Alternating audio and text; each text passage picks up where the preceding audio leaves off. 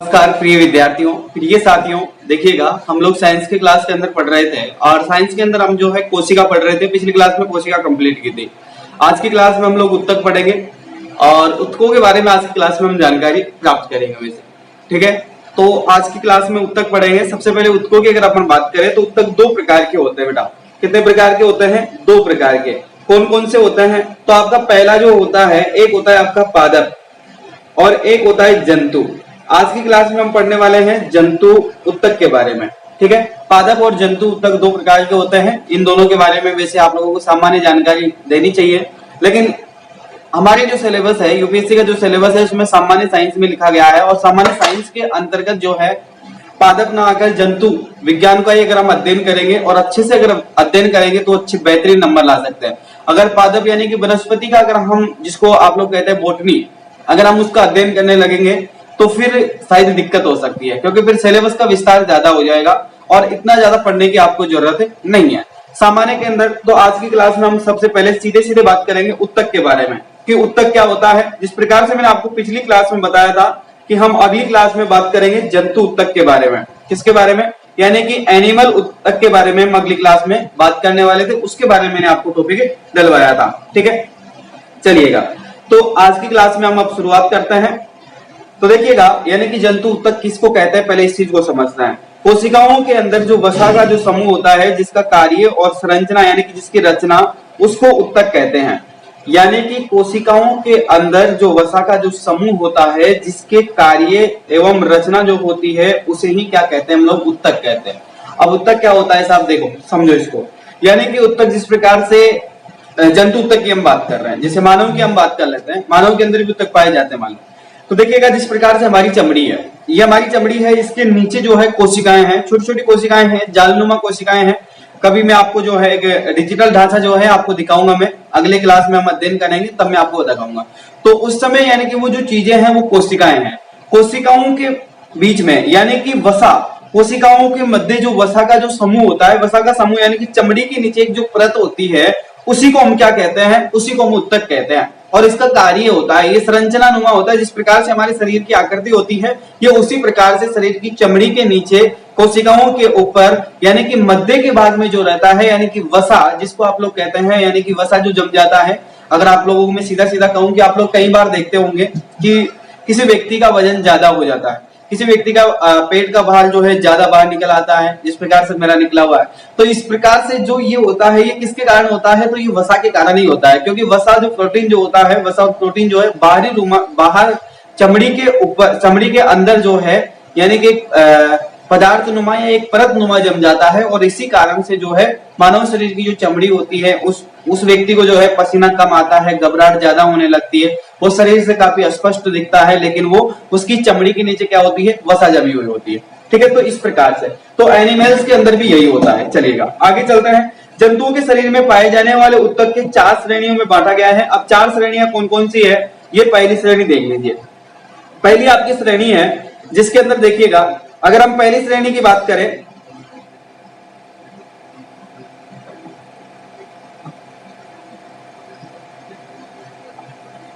देखिएगा, तो पहली श्रेणी के अंतर्गत आपका जो आता है वो आता है आपका यानी कि उपकला उत्तक है।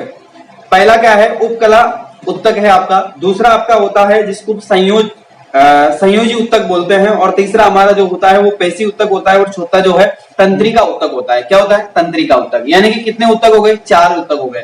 ठीक है, तो चारों उत्तकों के बारे में आज की क्लास में हम अध्ययन करने वाले हैं। ठीक है, चलिएगा, तो हम शुरुआत करते हैं सबसे पहले, यानी कि उपला उत्तक से हम शुरुआत करने जा रहे हैं। तो उपला उत्तक क्या होता है? देखिएगा, उपला उत्तक जंतु की बाहरी और भीतर, यानी कि जंतु की बाहरी और भीतर या स्वतंत्र की सतह पर जो पाया जाता है, इसमें रुद्र कोशिकाओं का अभाव होता है। क्या होता है इसमें? रुद्र कोशिकाओं का अभाव होता है, यानी कि छोटी छोटी जो कोशिकाएं होती है वो इनमें कम पाई जाती है। कोशिकाओं का अभाव होता है, जिसके कारण इस उत्तक की कोशिकाओं का पोषण जो है यानी कि विसरण के माध्यम से लसिकाओं के द्वारा होता है। विसरण के माध्यम से लसिकाओं के द्वारा होता है। एक बार समझने की कोशिश करते हैं। सबसे पहले इसको थोड़ा सा और पढ़ लीजिए, उसके बाद में मैं बताता हूँ। इसके बाद में देखो, तीसरी क्वालिटी इसकी क्या होती है कि ये शरीर के कई महत्वपूर्ण अंगों में पाया जाता है, जैसे कि त्वचा की बाह्य सतह, यानी कि त्वचा की बाह्य सतह पर भी पाया जाता है, हृदय के आसपास के क्षेत्र में पाया जाता है, फेफड़े के आसपास के क्षेत्र में, वक्र के आसपास के क्षेत्र में पाया जाता है, और चारों तरफ, और यकृत तथा जनन की जो ग्रंथियां होती है, जनन ग्रंथियां, उनकी अगर हम बात करें तो जनन ग्रंथियों के आसपास भी ये पाया जाता है। ये उत्तक शरीर के आंतरिक रोग को जो है यानी कि चोट से बचाता है तथा उन्हें क्या बनाता है, नमे बनाए रखता है।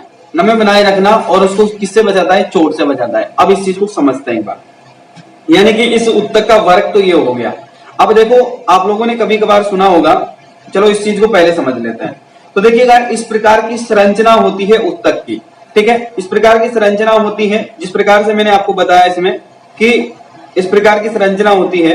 इसमें देखो पहला आपका जो है केंद्रक, यानी कि यहाँ पर मैंने बता रखा है, इसमें एक छोटा सा डिब्बा मैंने आपको यहाँ पर बताया जिसको कहते हैं हम लोग केंद्रक कहते हैं इसको, ठीक है। इसके बाद में यहाँ पर कोशिका ध्रुव जो है यानी कि जमा हुआ होता है, ये चमड़ी के नीचे वाला जो एक हिस्सा होता है जिसमें कोशिका ध्रुव जमा हुआ होता है, ठीक है।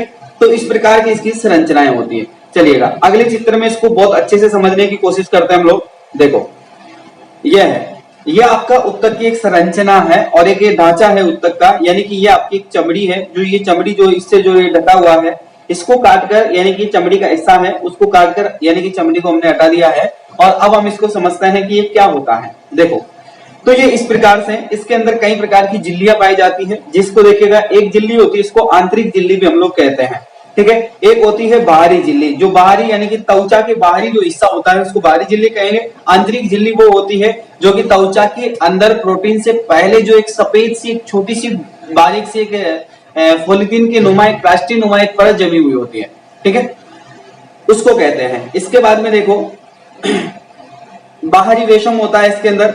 बाहरी वेशम का मतलब अगर हम बात करें तो बाहरी वेशम किसको कहेंगे, यानी कि इसके बीच में जो हिस्सा पाया जाता है, इसके बीच में जो खाली जगहें होती है जहां पर कोशिकाएं नहीं होती है, कोशिकाएं जालनुमा होती है, तो उसके बीच का जो हिस्सा होता है उसको कहा जाता है, ठीक है। ये क्रिस्टल होता है, राइबोसोम पाया जाता है, ये कण जो है वो भी इसमें पाए जाते हैं, ठीक है। तो इस प्रकार से ये जो चीज है ये उत्तक है। ये क्या चीज है, यही चीज क्या कहलाती है बेटा, यही चीज आपके उत्तक कहलाती है। क्या कहलाएगी, उत्तक कहलाएगी, ठीक है। चलिएगा अब हम बात करते हैं यानी कि दूसरा उत्तक हमारा है जिसको हम बोलते हैं संयोजी उत्तक, ठीक है। चलो एक बार संयोजी उत्तक से पहले एक बार यहाँ पर एक छोटी सी बात हम और कर लेते हैं। यहाँ पर देखिएगा ये शरीर के महत्वपूर्ण अंगों के आसपास के क्षेत्र में पाया जाता है, जिस प्रकार से मैंने बताया कि त्वचा की बाह्य सतह पर, हृदय के आसपास, फेफड़े के आसपास, वक्र के चारों ओर तथा जो यकृत होता है, सॉरी यकृत की जो ग्रंथियां होती है या फिर जननी ग्रंथि जिसको आप लोग कहते हैं, उनके आसपास भी ये पाया जाता है। देखो आप लोगों ने कभी कभार सुना होगा कि किसी के हार्ट अटैक आ जाता है, मतलब अटैक आ जाना। अब अटैक किस कंडीशन में आता है उस चीज को समझता है एक बार। आप लोगों ने सोचा होगा कि ज्यादा योगा करने से, ज्यादा व्यायाम करने से, ज्यादा जिम करने से किन्हीं लोगों के अंदर क्या आ जाता है, अटैक आ जाता है। इसका कारण क्या है, इसका कारण ये होता है कि हद से ज्यादा अगर आप जिम करते हैं या हद से ज्यादा अगर आप योगा करते हैं तो उसका कारण ये बन जाता है कि आपके शरीर में जो भी पाचन प्रक्रिया है वो बहुत बेहतरीन तरीके से काम करती है। बहुत बेहतरीन तरीके से अगर काम करती है तो आपका भोजन या फिर आप जो भी डाइट लेते हैं वो बहुत बेहतरीन ढंग से आपके शरीर में पच पाती है और उसके बाद में वो काम करती है। तो वो काम करने के बाद में क्या होता है, जैसे वो काम करती है तो उसका वसा बनना प्रारंभ हो जाता है। जब आप यानी कि तैलीय पदार्थों का ज्यादा सेवन करते हैं तो उसका वसा का जो है यानी कि फैट जिसको आप कहते हैं वो फैट के रूप में जमना प्रारंभ हो जाती है। अब वो जैसे जैसे अब मैंने जिस प्रकार से यहाँ पर बताया कि कहाँ पर जमता है, तो जिस प्रकार से मैंने बताया कि त्वचा की बाह्य सतह, त्वचा की बाह्य सतह पर अगर यानी कि त्वचा जो ये है यानी कि इसके आंतरिक और बाह्य सतह पर अगर जमेगा, ये आंतरिक सतह पर जमेगा तो आंतरिक में क्या हो जाएगा यानी कि हाथ पैर जो है मोटे हो जाएंगे, थोड़े से क्या हो जाएंगे, मोटे, लचीलेपन आपको देखने को मिलेगा, ठीक है। तो इस प्रकार की कंडीशन आपकी हो जाएगी और उस प्रकार से आपके शरीर का जो ढांचा है यानी कि कहीं से लटकने लग जाएगा, ठीक है। या फिर आपका जिस प्रकार से आप लोग देखते होंगे अधिकतर जो ये समस्या है ये पेट के आसपास के क्षेत्रों में ज्यादा होती है, यानी कि त्वचा के नीचे पेट जो है उस हिस्से में ज्यादा जमने का इसके चांसेस होते हैं। लेकिन अटैक की बात कर रहे थे हम लोग, तो अटैक इसलिए आ जाता है क्योंकि ये जो वसा है वो एक संरचना नुमा बनाकर यानी कि हृदय के आसपास के जो क्षेत्र है, हार्ट के आसपास के जो क्षेत्र है उसमें धीरे धीरे जमना प्रारंभ हो जाता है। और धीरे धीरे जैसे ये जमना लगता है और जमने के पश्चात क्या होता है, जैसे ये जमता है उसके बाद में एक समय बाद में ऐसा होता है कि हृदय को जो है गति यानी कि पंपिंग जो सिस्टम हृदय का होता है, तो वो पंपिंग करने की जो जगह है वो उसके लिए कम पड़ जाती है, और अगर उसकी कम पड़ जाती है तो उसके बाद में उसको थोड़ी सी जगह होती है, और आप कोई भी भारी या फिर कोई भी तीव्र गति से कोई काम करते हैं तो उस समय आपके हृदय को पंपिंग करना बहुत जरूरी होता है, और बहुत तीव्र गति से पंपिंग करता है। तो उस पंपिंग जो सिस्टम होता है वो नहीं कर पाता है सही तरीके से, और उस समय क्या हो जाता है कि हार्ट फेल हो जाता है मानव का। क्या हो जाता है? हार्ट फेल हो जाता है, और हार्ट फेल जैसा ही होगा उसके बाद में ब्लीडिंग शुरू हो जाती है। जैसा ही ब्लीडिंग शुरू होगी उसके बाद में अटैक आ जाता है इंसान को, यानी कि हार्ट फेल होना ही अटैक कहलाता है, और उसके बाद में इंसान की मृत्यु हो जाती है। क्योंकि मानव शरीर के अंदर या फिर कोशिकाओं जो है, यानी कि कोशिकाओं के माध्यम से, नलिकाओं के माध्यम से जो ब्लड है उसका कंप्रेशन अगर नहीं झेल पाता है हृदय, तो उसके बाद में फट जाता है, और इसी कारण से हार्ट अटैक इंसान के आ जाता है। तो इसका कारण ये है। ठीक है, समझ में आ गया। और दूसरी बात, अटैक आप लोगों ने देखा होगा कि ऐसे लोगों में ज्यादा आता है जो तंदुरुस्त होते हैं, अच्छे खाते पीते रहते हैं और बहुत अच्छे होते हैं, उन लोगों में ज्यादा आता है। तो इसका कारण यही है क्योंकि उसके शरीर के आसपास की जो, यानी कि हृदय के आसपास का जो क्षेत्र है उसमें वसा जमना प्रारंभ हो जाता है। तो अत्यधिक खान पान भी क्या हो सकता है? नुकसानदायक हो सकता है। अगर आपकी पाचन प्रक्रिया ठीक है तो आपको कम डाइट या कम तरल पदार्थ या कम भोजन आपको खाना चाहिए। ठीक है, चलिएगा। अब हम बात करते हैं संयोजी उत्तक के बारे में। संयोजी उत्तक क्या है इसको समझते हैं एक बार। संयोजी उत्तक जो है शरीर में सभी उत्तकों को, अंगों को जो है आपस में जोड़ने का कार्य करता है। क्या करता है? आपस में जोड़ने का कार्य करता है। यानी कि पॉइंट की अगर हम बात करें, यानी कि टर्न कहने का मतलब यह है कि आपस में लिंक करने का काम करता है। ये किस प्रकार से करता है? तरल संयोजक जो संयोजी उत्तक जो होता है, जैसे रक्त और लसिकाएं होती है, रक्त के साथ में लसिकाएं, लसिकाओं का मतलब आप जानते हैं, यानी कि जो आपके शरीर में जिसको आप कहते हैं, हम कह सकते हैं जिसको आप पसीना, आपके जो बाहरी क्षेत्र जो पसीना आप देखते हैं, इसको आंतरिक क्षेत्र में जो है लसिका के रूप से हम, लसिका के नाम से हम लोग इसको जानते हैं। तो देखिएगा, संवहनीय का कार्य भी जो है सहायक होता है, यानी कि उसको आगे पहुंचाने का काम होता है। यह उत्तक शरीर के तापक्रम में नियंत्रण करता है, यानी कि ताप से नियंत्रण करता है, तथा मृत कोशिकाओं को नष्ट करके मृत उत्तकों को जो है कोशिकाओं की पुष्टि करता है या फिर उसकी पूर्ति कर देता है। यानी कि आपूर्ति कर देता है एक तरीके से, कि जो भी कोशिकाएं टूट गई है, जो भी कोशिकाएं नष्ट हो चुकी है, तो उसको क्या कर देता है? उसकी पूर्ति करने के लिए ये काम करता है। वहां तक ये जो है ब्लड को और जो पानी होता है, जो वाटर होता है, उसको पहुंचाने का ये काम करता है, जिसको हम लोग ग्लूकोज के नाम से भी जानते हैं। तो ग्लूकोज और वाटर, ग्लूकोज और ब्लड दोनों को जो है कोशिकाओं तक, यानी कि शरीर के अंग तक पहुंचाने का काम इसका होता है। तो ये संयोजी उत्तक है। इसके बाद में एक उत्तक होता है आपका पेशी उत्तक। अभी मैं चित्र आपको दिखाऊंगा, दिक्कत मत लीजिए, डिजिटल का फायदा भी आपको मिलेगा, चलेगा। पेशी उत्तक की हम बात करते हैं। पेशी जो है ये एक ऐसा उत्तक होता है जो कि संकुचनशील होता है, और संकुचनशील की अगर हम बात करें तो ये एक प्रकार से कन्वर्ट सिस्टम होता है। इसके अंदर क्या होता है?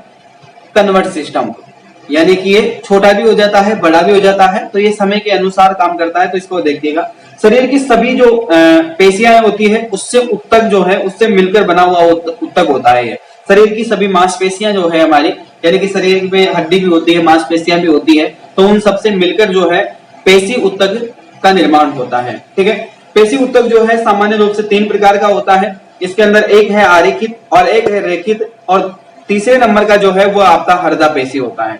ठीक है, तो ये 3 प्रकार की इसकी भाग है। इसके बाद में इनके बारे में हम अलग अलग चर्चा कर लेते हैं। आरेखित किस प्रकार से काम करता है, रेखित कैसे काम करता है, उसके बारे में देख लेते हैं। देखिएगा, आरेखित का काम क्या होता है कि आरेखित जो पेशी होती है वो उत्तक के उन अंगों की दीवारों पर पाई जाती है जो कि अनैच्छिक रूप से गति करते हैं। उन अंगों की दीवारों पर पाई जाती है जो अनैच्छिक क्रियाएं करते हैं। अनैच्छिक क्रियाओं का मतलब क्या होता है बताओ?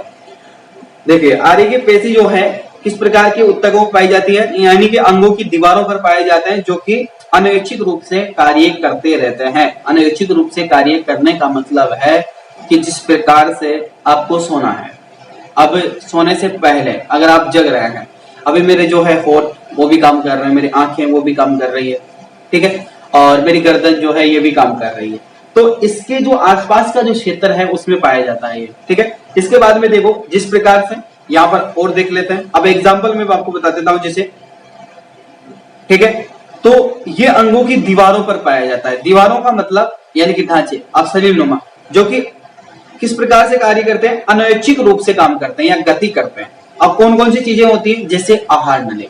शरीर के अंदर अभी मैं बोल रहा हूं तो किसके माध्यम से आवाज आ रही है, मुंह के माध्यम से। मुंह के अंदर क्या है, जीभ है, ठीक है। उसके बाद में ध्वनि उत्पन्न हो रही है, ठीक है। तो इसी प्रकार से जब हम भोजन ग्रहण करते हैं तो किसके माध्यम से करते हैं, आहार नली के माध्यम से। तो ये जो आहार नली है, मलाशय जहां से आप त्यागते हैं, इसके बाद में मूत्राशय जहां से आप शौच करते हैं, इसके बाद में रक्त वाहिकाएं, इनके आसपास के जो क्षेत्र है या फिर उसके जो दीवारें हैं, जिस प्रकार से मैंने आपको बताया कि अंग की दीवारों पर ये पाया जाता है।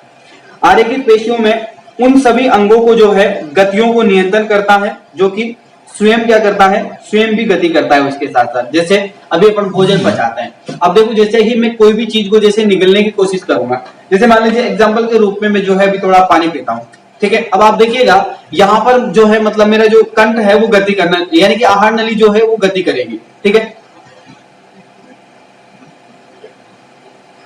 देखिएगा, ठीक है। तो यहां से वो ऑटोमेटिक गति कर रहा है। तो इसी प्रकार से हम कोई भी चीज जैसे ग्रहण करते हैं, त्यागते हैं, तो इस प्रकार से ये गति करते हैं, ठीक है। चलेगा, आगे चलते हैं। अब बात कर लेते हैं हम रेखित के बारे में कि रेखित क्या है। रेखित पेशियों की अगर हम बात करें तो रेखित पेशियां जो है शरीर के उन भागों में पाई जाती है जो कि इच्छा अनुसार गति करते हैं।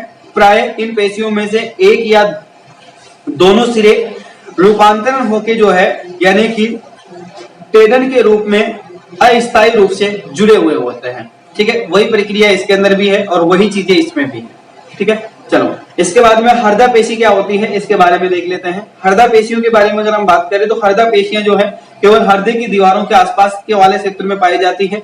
हृदय की गति इन पेशियों के कारण होती है, जो कि बिना रुके जीवन पर्यंत गति करती रहती है। क्या कर देती है, लंबे समय तक गति करती रहती है। मानव शरीर की सबसे छोटी मांसपेशियां जो है उसका नाम है स्टोपीडियस। स्टोपीडियस के नाम से उसको जानते हैं, जो कि सबसे छोटी ग्रंथि है, मानव शरीर की सबसे छोटी मांसपेशी है, सॉरी, ठीक है। तो उसका नाम है स्टोपीडिस। स्टोपीडिस के नाम से हम उसको जानते हैं, इस चीज का आप ध्यान रखिएगा। मानव शरीर की मांसपेशियों की संख्या जो है 649 है। कितनी है, 649, ठीक है। चलेगा, मानव शरीर के अंदर सबसे बड़ी मांसपेशी है जिसका नाम है ग्लूटोइस।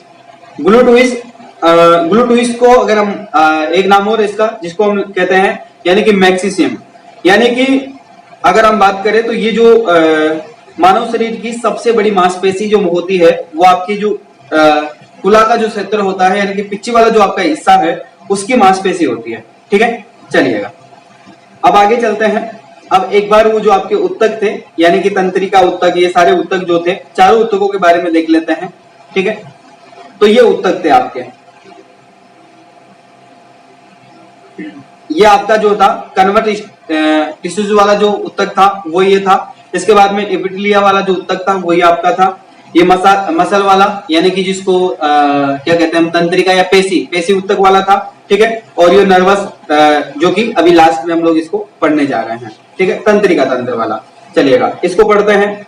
तंत्रिका तंत्र वाले में क्या है, यानी कि इसकी जो चेतना उत्तक भी कहते हैं, इसको क्या कहते हैं, चेतना उत्तक कहते हैं। यानी कि ये क्या करता है, मानसिक रूप से जिस प्रकार से हम काम करते हैं उसी प्रकार से।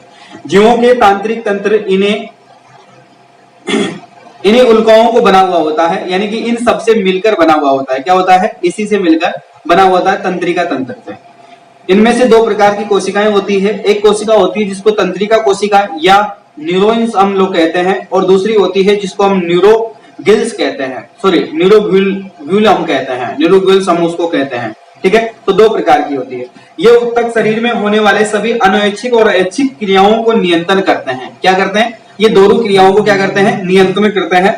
इसके बाद में देखिएगा अगला आपका है जिसके अंदर न्यूरोग्यूलिया जो कोशिकाएं होती है वो मस्तिष्क के मुंह के स्तरित करती हैं, यानी कि मस्तिष्क से लेकर जो है गुहु यानी कि मस्तिष्क से लेकर नीचे वाला जो हिस्सा होता है आपका, वहां तक क्या होती है, स्थित रहती है और वहां तक ये अस्थिर रूप से काम करते रहती है। अब हम बात करते हैं कोशिका विभाजन के बारे में, यानी कि कोशिकाओं का किस प्रकार से विभाजन किया गया है। तो कोशिकाएं देखिएगा 3 प्रकार से विभाजन किया गया है। एक आपका असूत्रीय विभाजन होता है, एक समसूत्रीय विभाजन है, ठीक है। तो देखिएगा असूत्रीय विभाजन क्या है, ये अविकसित कोशिकाएं हैं जैसे जीवाणु, नीलहरित, शैवाल, ईस्ट अमीबा, प्रोटोजोआ आदि।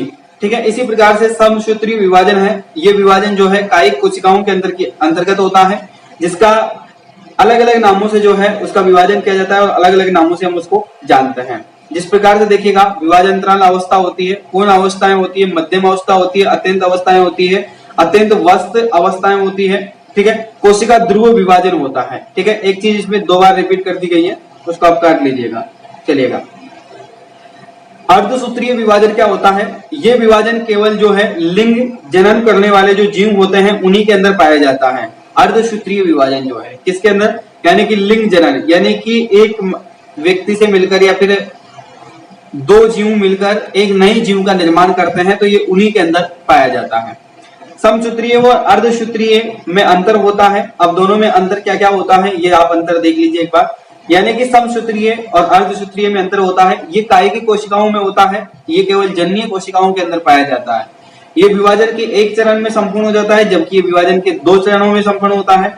इसमें गुणसूत्र लंबे और पतले होते हैं, जबकि इसमें अर्ध गुणसूत्र होते हैं और किस प्रकार के होते हैं? मोटे होते हैं। किस प्रकार के होते हैं? मोटे होते हैं। चलिएगा, ठीक है, तो ये आज का आपका टॉपिक समाप्त होता है और अब हम कोशिका और उत्तक के बारे में संपूर्ण कंप्लीट जानकारी प्राप्त कर चुके हैं। अब अगली क्लास में मैं आपको पढ़ाऊंगा जिसका नाम है आपका मानव पाचन तंत्र। मानव पाचन तंत्र के बारे में अगली क्लास में हम पढ़ेंगे, पूरा डिजिटल सिस्टम के साथ में हम पढ़ेंगे। और आप लोग कह रहे थे कि शायद ब्रजेश जी ने कहा था कि सर डिजिटल प्लेटफॉर्म का तो कोई फायदा ही नहीं दिख रहा है मुझे, क्योंकि अगर आप इस प्रकार से पीडीएफ पर पढ़ाएंगे तो कोई मतलब नहीं निकलेगा इसका।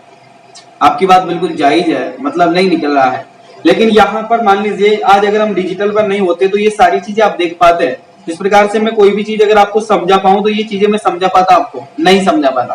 ठीक है, तो कहीं ना कहीं डिजिटल आप लोगों के लिए बहुत फायदेमंद है।